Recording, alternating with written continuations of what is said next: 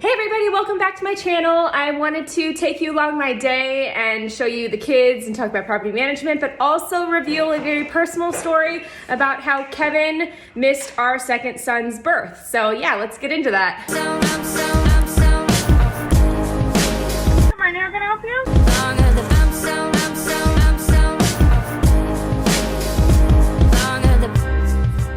Kind of like we checked into a hotel with this.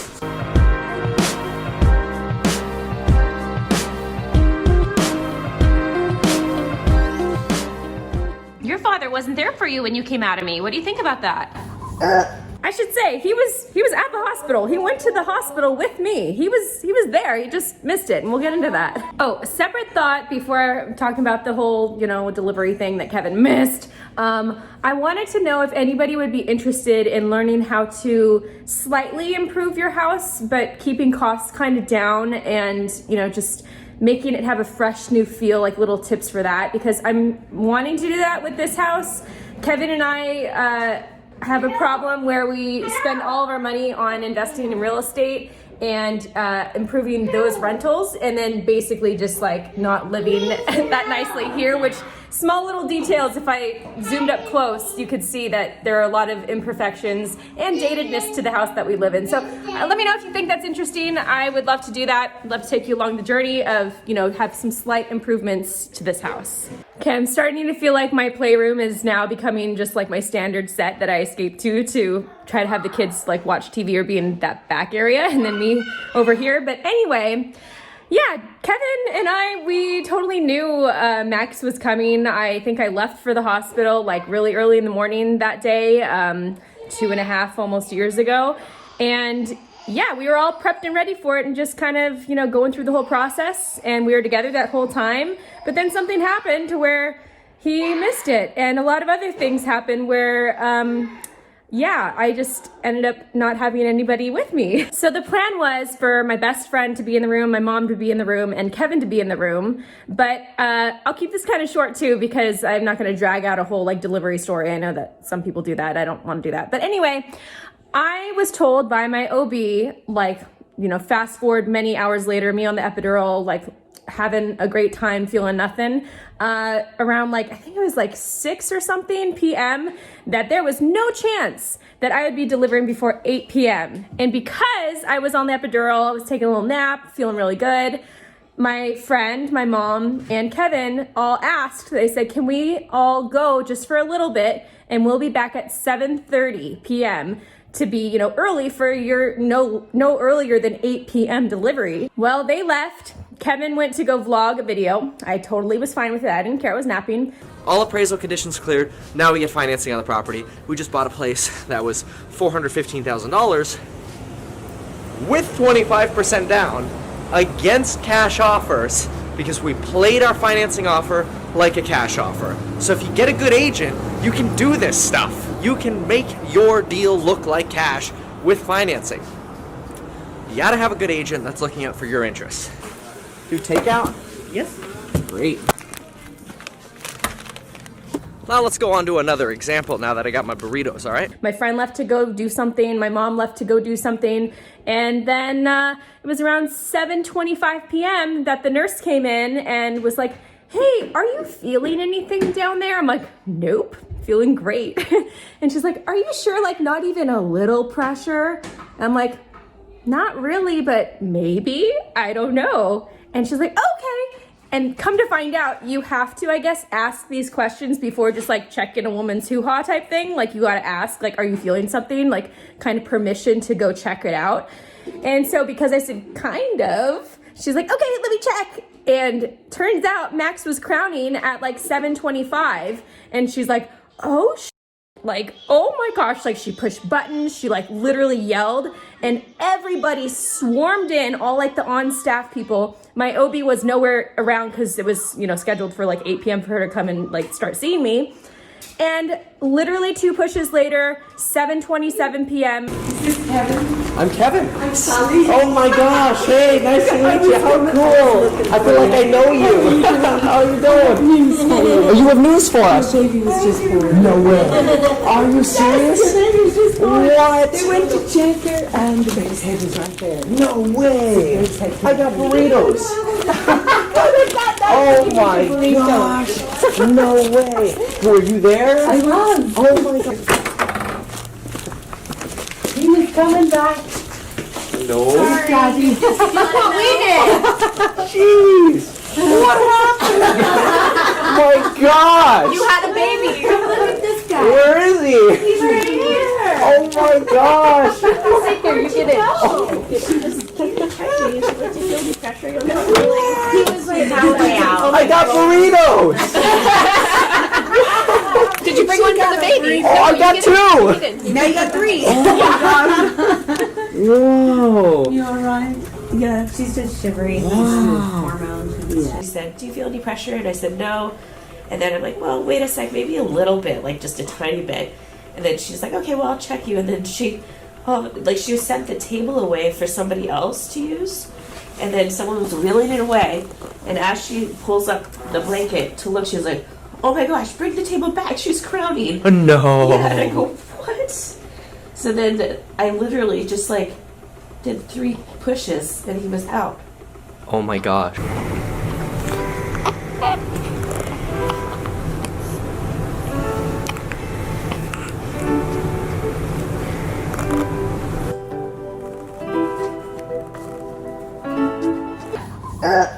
Max was out. It was so easy, so simple. And I joke as if I really care that Kevin was not there. I'm sad for him to not witness it, but personally, I didn't care because it was super easy. And the last time when he was in the room for Jack, he ended up being in the corner on a chair, almost passed out because of the whole gruesome scene. And yeah, so I don't know. I don't really care. And I think he is a little sad that he missed it, but it's okay that he did too. Like, we're all good. So I know there have been videos or comments about him missing it because he vlogged and like he's obsessive about that and he should have been there for his son and all this stuff. I didn't care. I didn't care what he was doing. They had all been in the hospital room for like hours with me and they just wanted a little break to go like get food or whatever it was. And then it just kind of happened and that's all right. Like, things happen and it all ended up being fine. I literally don't care. Yes, everybody missed your birth, Max, but that's okay. I'm just happy you came out healthy and that I didn't tear gruesomely like the last time. It's all good. And I've talked to other women and told them this story and they've said stuff like, oh, I would be so mad at him even though I know like it was agreed upon, you know, he'd be back at 7:30 and he was a couple minutes late, blah, blah, blah.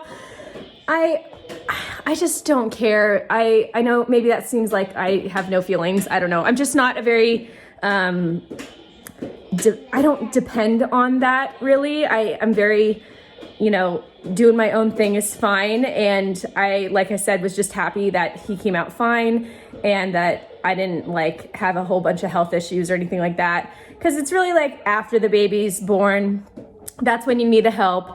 And yes, it's good to have support, but it's really like you're just doing your own thing and they're kind of just there on the sidelines. They try to help and sometimes, you know, people are more helpful than others, but it's fine.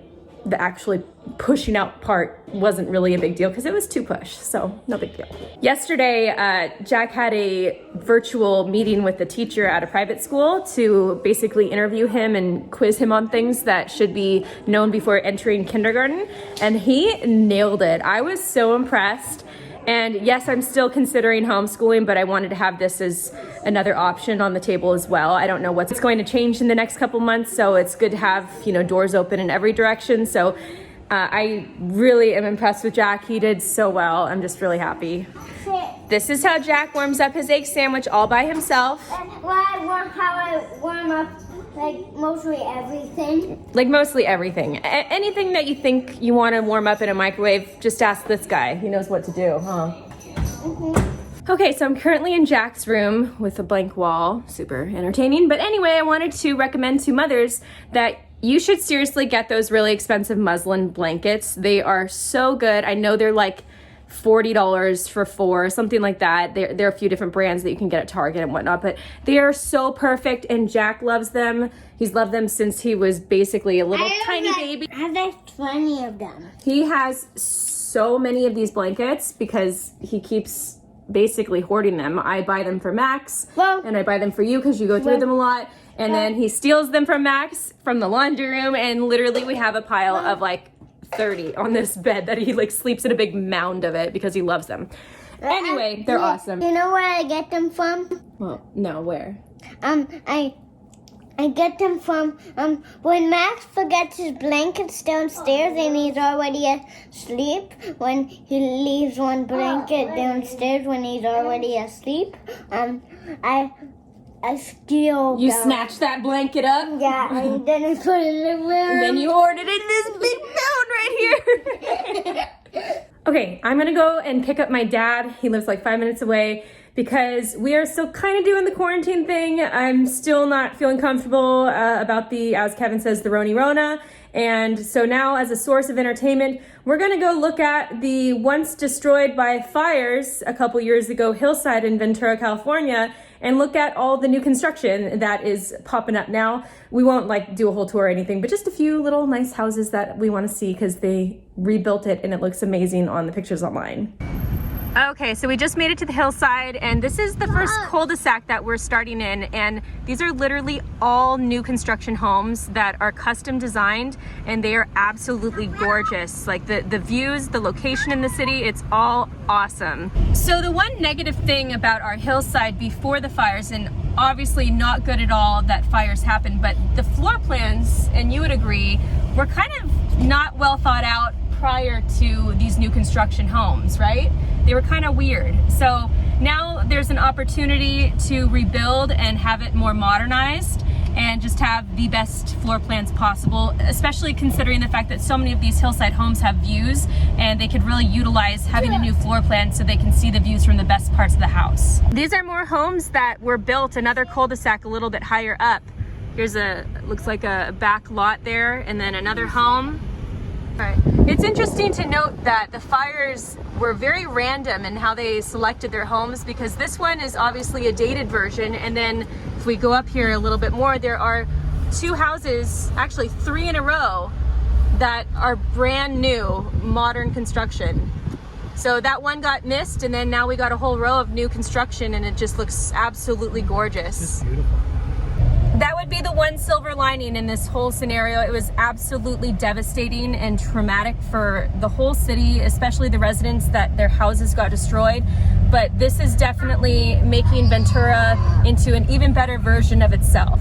So this is a vacant lot that just has a sick view. What the heck? I mean, whoever gets this lot of land, and I can only imagine the cost of this lot of land, is going to be getting the best view, probably the best view of the whole city. It is gorgeous. There's the ocean over there, and then there's the city, all the farmland. It's amazing. Grandpa, Grandma. Max has a thing where he can't say grandpa. He just says grandma for both grandma and grandpa. So let's try again. Try to help him out, Jack.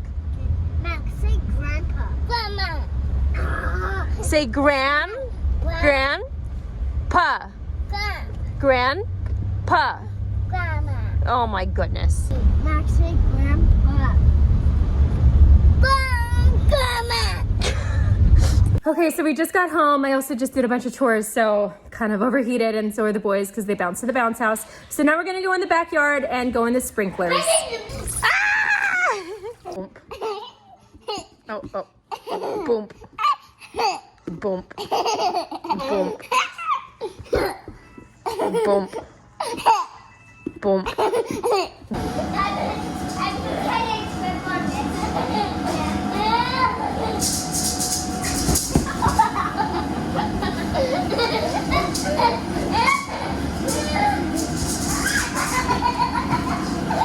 All right, so we have my mom over here. here, who, as you may know, she is the person that trained me to be a property manager back when I was like 19. We started together. She's been doing property management professionally for 35 plus years, not only managing her own properties, but other people's properties as well.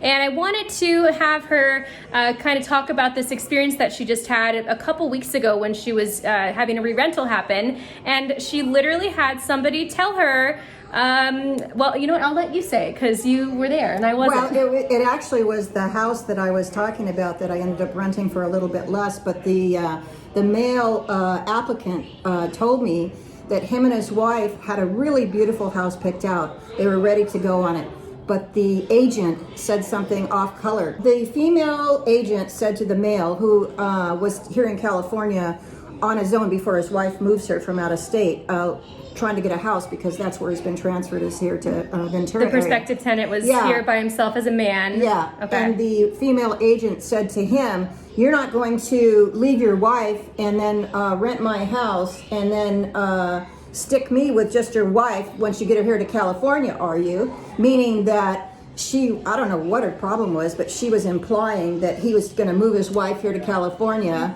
and then he was going to take off. Didn't she even say like cheat on your wife or something like very that. assuming that this Yeah. whole storyline in the female agent's mind that he was going to cheat, leave the wife, and then leave the wife in the property Well, that she would prefer, I guess, is just his property. I don't know. I don't know, but well, she's a stay-at-home mom or wife, a housewife that doesn't have income.